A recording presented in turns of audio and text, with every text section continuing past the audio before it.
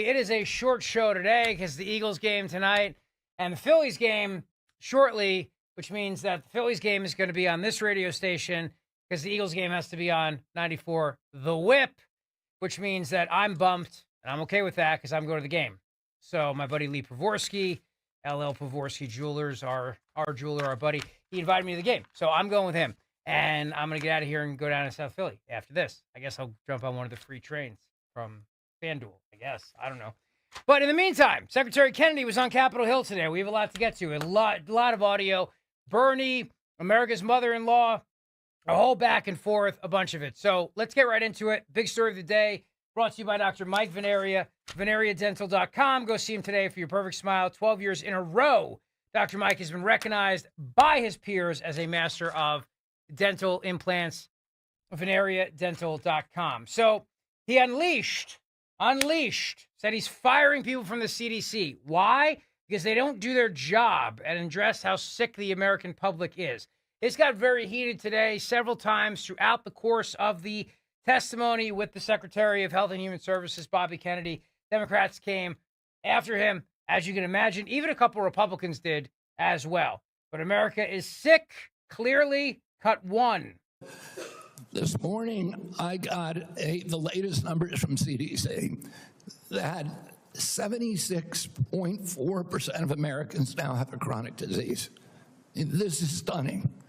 When my uncle was president, it was 11%. 1950, it was 3%. Today, it's 76.4%. 8 out of 10 of our kids cannot qualify for military service. This is a national security issue. When my uncle was president, we spent $0 on chronic disease. Today, we spend $1.3 trillion. It's the biggest cause, it's increasing. And all of the arguments that Republicans and Democrats have about single payer, Obamacare, or the various ways to allocate the health dollars, they're all like rearranging deck chairs on the Titanic. If we don't end this chronic disease, we are the sickest country in the world. That's why we have to fire people at CDC. They did not do their job. This was their job to keep us healthy.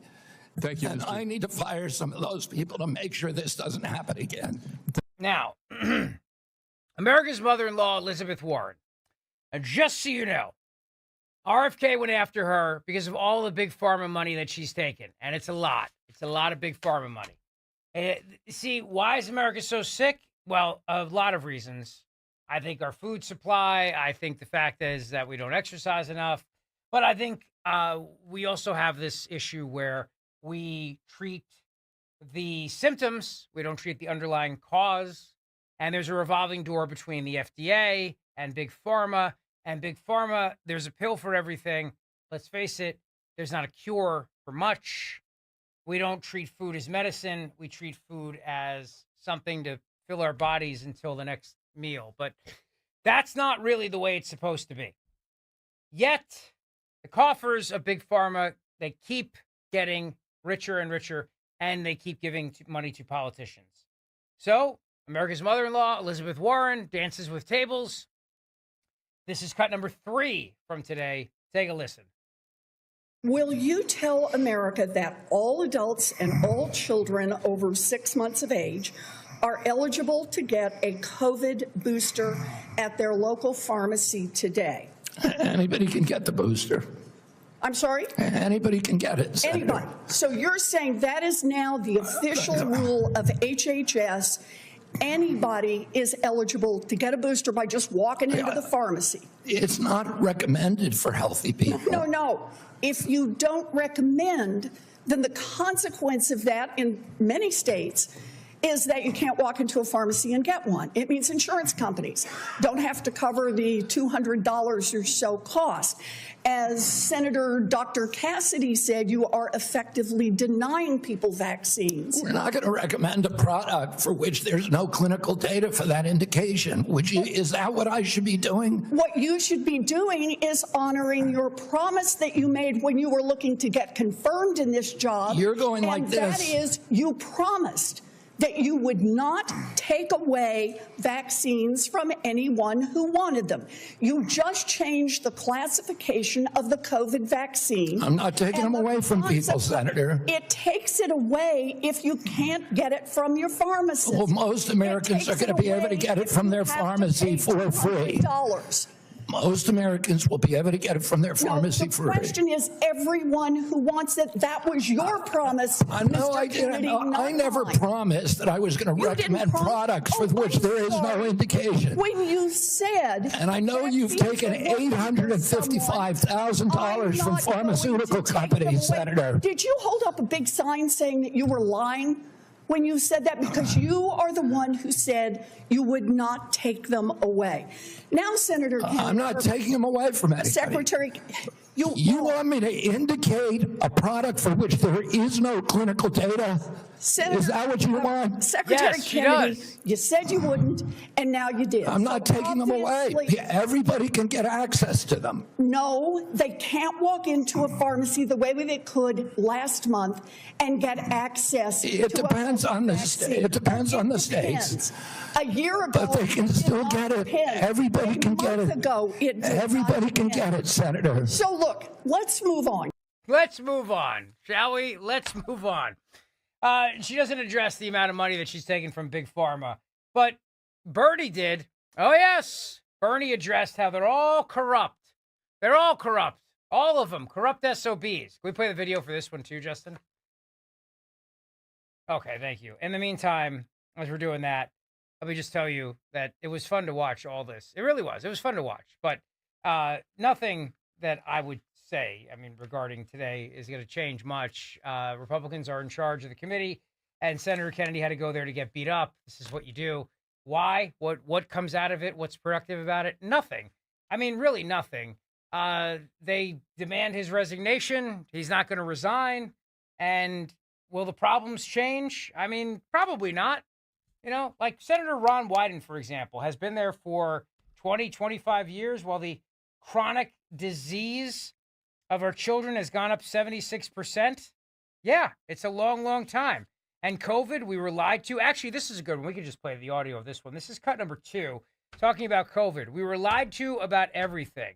Natural immunity and the vaccine and all of it.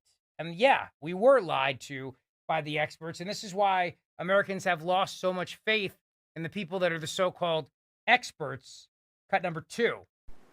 Do you believe COVID-19 was politicized? Yeah, the whole process was politicized.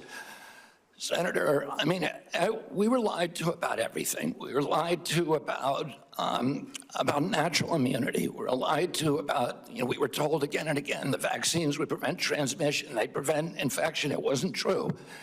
They knew it from the start it wasn't true because that's what the animal studies and the clinical trials showed. We were told that there was science behind cloth masks.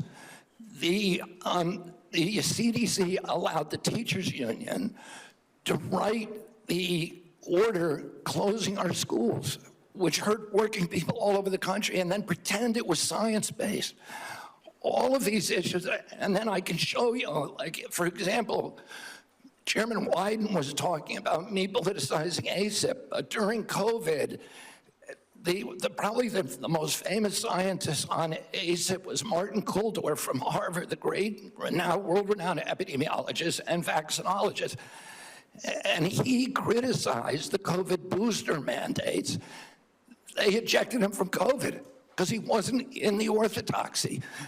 The two biggest health officials at FDA during COVID, Dr. Gruber and Dr. Krause, criticized the Biden mandates, vaccine mandate. President Biden said in August, I would never take that vaccine, the Trump vaccine. And he came in, he mandated it, and then he fired the 2 top health officials at FDA who said, hey, this thing has not been properly tested. So the whole process was politicized, and even today. So let me, I'm 15. So you see, it was politicized. We had Kulldorff on the show. He wrote the Great Barrington Declaration. All those scientists who spoke out and dared to challenge Fauci and dared to challenge the Francis Collins and all the other people, they were ostracized. That's the way it is. They get ostracized. Now, Bernie and RFK got into a heated clash, as you can imagine, as Bernie declared that they're all corrupt. They're all corrupt. And as usual, he got very, very feisty. So if you're watching on the YouTube chat, you can see Bernie with all of his hand movements, flailing his arms. Go ahead. Dr. Oz, Vinay Prasad. So you got a few doctors who agree with you, and I'm giving you the Not a name. few doctors.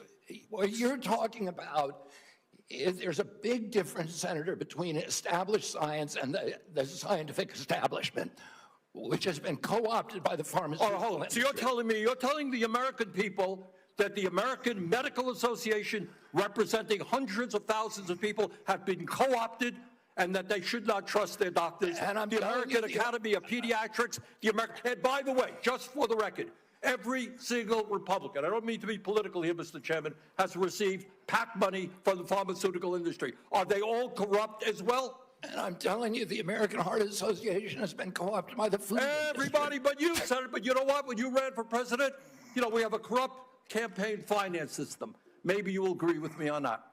Okay, you were already president. You got a billionaire behind it. You received $300,000 from people, not from the industry, people in it, as I did, from individuals. You corrupt. President Trump got $3 million. Every Republican got corporate PAC money for the pharmaceutical industry. Democrats as well. Everybody is corrupt, but you? Is that what we're looking at? I don't think so. And I think the issue I now... don't even know what you're talking about. He's just venting. That's all. He's just blowing off some steam. He's not really talking about anything. He's just kind of venting. Everybody's corrupt. Everybody but you. But you. What RFK Jr. is implying is there's a lot of people who are, I don't want to say like the Jersey on the take, but they've been corrupted by a system that rewards big pharma and doctors for writing those scripts, and the cycle just continues, and he's trying to break that cycle. You would think Bernie would be more on board with that, but he's not. He's not on board with that. He used to be. He used to scream about big pharma all the time. He used to scream about the system all the time, but he doesn't anymore because now the Trump administration is actually trying to do something about this link between the unhealthiness of the American people and big pharma and big food and big ag. And now that they're actually trying to do something about it, suddenly Bernie is being hostile, which doesn't really make sense considering his entire career. He's been going after those same things. Doesn't really make sense. But this is why there's a lot of people that talk a good game. You put somebody in the chair who actually starts going after these people, and then they turn on them. Why is Bernie not an ally of Bobby Kennedy? Why is America's mother-in-law, Elizabeth Warren, not an ally of Bobby Kennedy? Suddenly, they become the biggest friends of Big Pharma. They scream about these people for years. They scream about the billionaires. They scream about the greed of the medical industry and Big Pharma. As soon as you get somebody in the chair who actually wants to do something about ending this carousel, this revolving door between the quote-unquote regulators and the industries in which they're supposed to regulate, because they're clearly not properly regulating, and wants to do something about the industries that are preying on our kids with junk food and everything like this, suddenly that person's the bad guy, and they'll pick and choose why. So in the case for America's mother-in-law, it's the vaccines that they just ignore all the other things and go vaccines. And same with Bernie. It's the same thing. So Bernie will cite the American Medical Association and all these other. But 5 minutes ago, before RFK Jr., Bernie was screaming about the greed of the medical industry. And this is why so many of these guys are completely full of it. And, Trump comes along and brings a guy on board who actually is going to go after the problem, try to do something about it, and finds no allies in the Democrat Party, even though he was a Democrat. He was a Democrat. Up until a year ago, he was a Democrat. By the way, I was with Jack Ciattarelli last night, as you know. Today, a Democrat mayor of a town in Bergen County, New Jersey, Garfield, New Jersey, endorsed Jack for governor of New Jersey.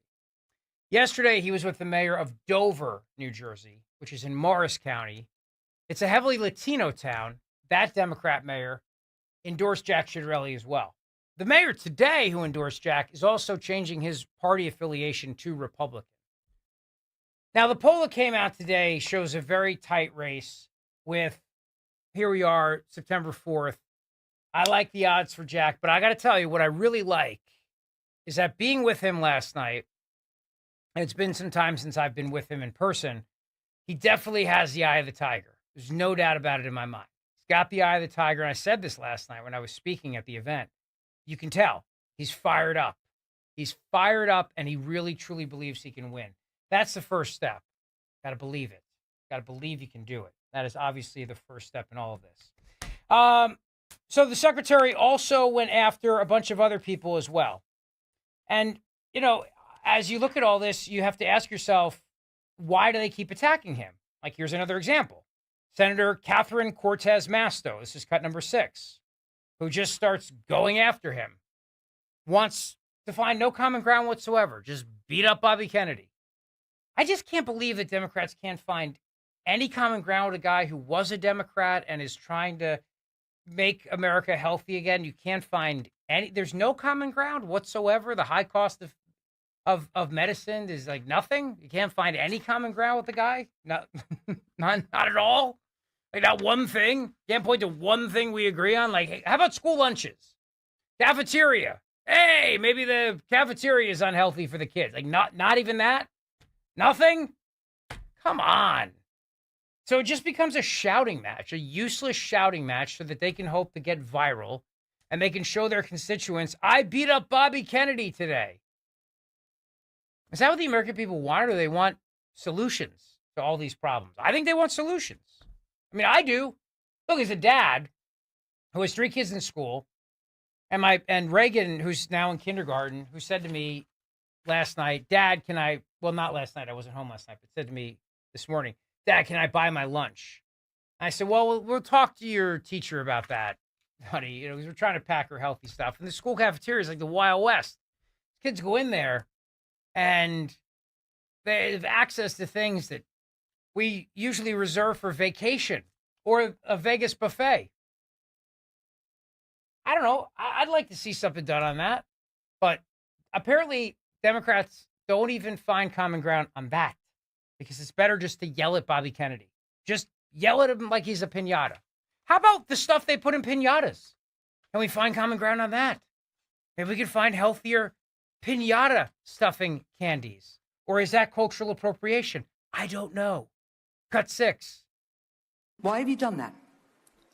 For the COVID vaccine, I was removed by FDA because they were the industry. No, it was behind closed doors. No, it's not. And scientists who said they wanted to brief you on the science, scientists who wanted to understand why the FDA, why you unilaterally changed the parameters for giving vaccines, making it possible now, to Senator Cassidy's colleagues' points, that they're going to have to go off-label. This is crazy talk. You're just making stuff up. To prescribe a vaccine for children. I'm not making things up. Do you know how the FDA approval process works and what happens? Yeah, I know exactly. Do you know what an off-label prescription is? I know exactly how it works. I know exactly how it works. So why behind closed doors? It's not behind closed doors. The industry makes the studies, and they could not provide a study that said that it is effective for healthy kids. So when have you produced the data that you relied on and that this FDA relied on to change those parameters? You did it behind closed doors. No, the data is all public. Now parents who decide that they do want their children to have You're just making stuff up, Senator. I'm not You're making just stuff making stuff up. You know, sometimes when you make an accusation, it's kind of a confession, Mr. Kennedy. What does that even mean? I don't even know what that means.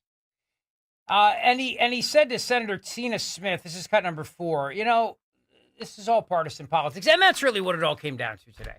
It's just partisan politics. The Democrat Party just shows that they have no interest in solving any of these problems. And the fact is, they're all on the freaking take. They're all on the take. They all got they're getting their beaks wet. Big food, big pharma. So when they're they can talk a good game. And then when Bobby Kennedy's there, they can just yell at him about the COVID vaccine. And then they can avoid having to actually solve any of these problems. Any of the problems are actually plaguing America's health. The sickness crisis in this country, childhood obesity, all the things that we've been talking about, they don't have to worry about any of it because it's just beat up Bobby Kennedy like a piñata cut 4. So let me ask you, when were you lying, sir? When you told this committee that you were not anti-vax, or when you told Americans that there's no safe and effective vaccine? Both things are true. Oh, so more denial, more back and forth. I mean, here's what I know. Here's what I Want me know. to explain why, Senator? You just No, want actually, I want you to listen to me. Okay, go ahead. I want you to listen to me, because I've been listening to you. You said that ACIP is an independent panel after you stocked it with your picks. You said that you want evidence-based science, but it seems that what you mean is evidence that supports your view, not the scientific consensus. I mean, you dared to sit there and call my colleague from New Hampshire a liar when she presented you with facts that don't support your view of the world. It's incredible. But let me move on. Just last week, in the days after the tragic shooting at Annunciation Catholic School in my home state of Minnesota, you went on Fox News blaming school shootings on antidepressants. You have no evidence of that because you have no evidence of a connection. And you want to talk about... I didn't, you're just saying something, you're just making stuff up. You know, this is what you say, right? Secretary Kennedy, when someone presents you with information that does not fit... I did not blame that shooting. I have no idea whether... I have no idea, and I never said that. You're making it up. You're twisting. Yeah, you are. Secretary you are being Kennedy, dishonest right now. If you want to talk about mental health and gun violence in this country, if you want to talk about mental health and gun violence in this country, we should be talking about that, because that's what the parents of Annunciation School You don't want to talk. You want to about. harangue, and you want to you want to have partisan politics. I want to actually solve these problems. They have no interest in solving problems. And when it comes to school shootings, they don't want to explore any potential links to kids' mental health or medications or anything. They want to talk about one thing, and that's guns, and that's it. That's it. So the minute that you start to suggest things, hey, what if a kid's medicated? What if the kid's on antidepressants and it's not working? What if it's because this is not how we should be treating the problem? What if it's causing the problem? We see you can't have those conversations because the minute that you do, then you're getting away from what the Democrats want to be focusing on, which is just simply guns. And that's it. And that's it. And you can't talk about anything else. Now, that's because antidepressants are sacred, obviously. But number two is because Democrats only want to scream about guns. That's it. That's it. That's all they want to talk about. You can't deviate from that narrative. Now, in other news, I'll tell you that on the issue of transgender, Malcolm Gladwell, staff writer for The New Yorker, he also is a guy who's written many books, including The Tipping Point. And he has now reached his tipping points on trans athletes, that they have no place in female sports and the female category. This is huge. And I'd say, welcome to the party, pal. But the kind of thing that you would never say in polite society just a few years ago. You would never say this in polite society just a few years ago, but now you could tell how much the pendulum has shifted on this. It's funny because Jack Chiarelli asked me last night during his speech, he said, boys and girls sports, it's an 80-20 issue, right? I said, I think it's higher than that. I do.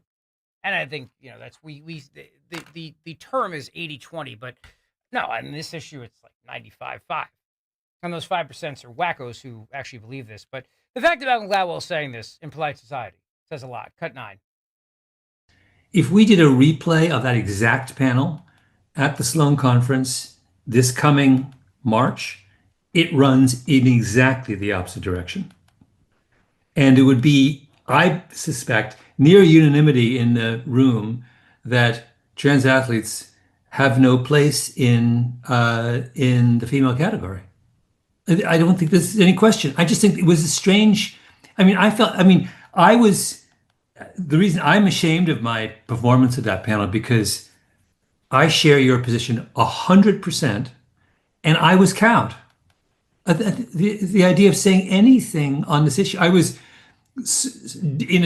I believe in retrospect, in a dishonest way. I was objective in a dishonest way. I was objective in a dishonest way. A lot of people were back then because they were told in polite society that you had to be in polite society. But as you can see how much things have changed. Because when you get somebody like Trump who's willing to run through a wall on this stuff so that you can say these things again, and because he's saying what everybody believes, but then you smash through polite society. That's why you need somebody who's going to be like a Wreck-It Ralph, quite frankly, to smash through the barriers of polite society so that you can say the things that polite society says you can't say. You know what I mean? But other people are afraid to say, and they're afraid to smash through the barriers of polite society. And then somebody like him comes along, he doesn't care. He doesn't care. And then polite society doesn't want him.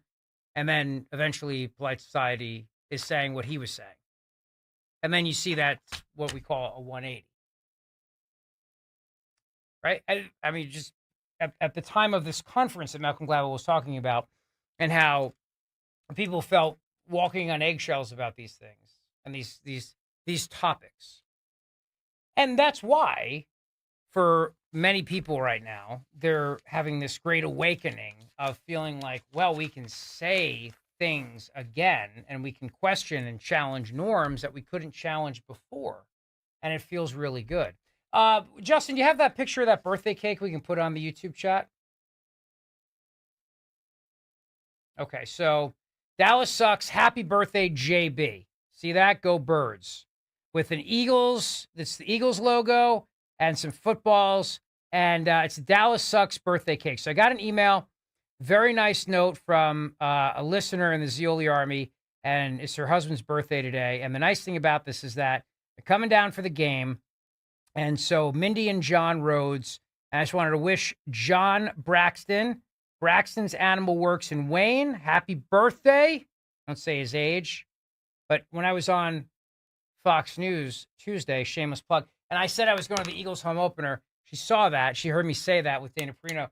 I'm not going with Dana Perino. I would clarify that. But she heard me say it while I was with Dana Perino on the show.